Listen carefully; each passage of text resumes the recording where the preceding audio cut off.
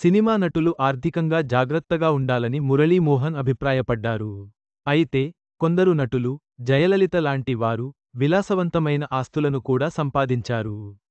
ఈ కథనంలో హైదరాబాద్లోని జయలలిత ఆస్తి గురించి తెలుసుకుందాం.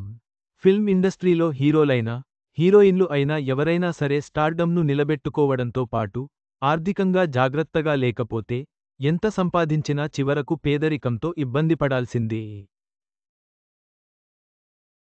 సావిత్రి, గిరిజ, రాజనాల, కాంతారావు లాంటి ఎంతో పెద్ద పెద్ద యాక్టర్లు డబ్బు విషయంలో జాగ్రత్త పడకపోవడం వల్లే, చివరిదశలో ఎన్నో కష్టాలు అనుభవించారు.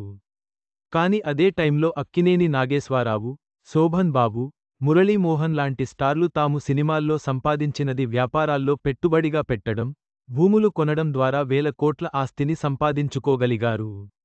ఈ క్రమంలో హీరోయిన్లు కూడా ఎంతోమంది ఆస్తులు కొని ఆ తరువాత కాలంలో కోటీశ్వరులుగా బ్రతికారు. ఆ తరం తారలు చెన్నైలోనే కాదు, హైదరాబాద్లో కూడా ఆస్తులు కొనుగోలు చేసిన సందర్భాలు ఉన్నాయి. ఈ క్రమంలో హైదరాబాద్లో అలనాటి హీరోయిన్కు 14 ఎకరాలలో ద్రాక్ష తోట, అందులో పెద్ద ఫామ్ హౌస్ ఉండేదట. ఆ హీరోయిన్కు మనసు బాగాలేకపోతే అక్కడికి వచ్చి ఓ 10 రోజులు రెస్ట్ తీసుకుని వెళ్లేవారట. ఆ తోట చుట్టూ పెద్ద పెద్ద గోడలతో సెక్యూరిటీ కూడా ఉండేదట. ఈ విషయాన్ని సీనియర్ నటుడు మురళీమోహన్ ఓ ఇంటర్వ్యూలో వెల్లడించారు. ఇంతకీ ఆ హీరోయిన్ ఎవరో కాదు, తమిళనాడు మాజీ ముఖ్యమంత్రి దివంగత జయలలిత. అవును, తమిళులు అమ్మ అని ఆరాధించే ఆమె, హీరోయిన్గా ఎన్ని సినిమాల్లో నటించారో తెలిసిందే. తెలుగులో ఎన్టీఆర్, ఏఎన్నార్, తమిళంలో ఎంజీఆర్, శివాజీ గణేశన్ లాంటి హీరోల సరసన నటించి మెప్పించిన జయలలిత, ఆ తరువాత రాజకీయాల్లో కూడా తనదైన ముద్ర వేసింది.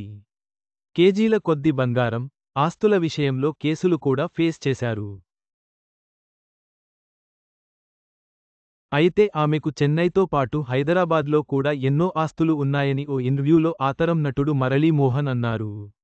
మురళీమోహన్ ఇండస్ట్రీకి రాకముందే జయలలితకు హైదరాబాద్లో 14 ఎకరాల్లో ద్రాక్షతోట ఉండేదని, అందులో పెద్ద రాజభవనం కూడా ఉందని, మనశ్శాంతి కోసం ఆమె అక్కడికి వచ్చేవారట.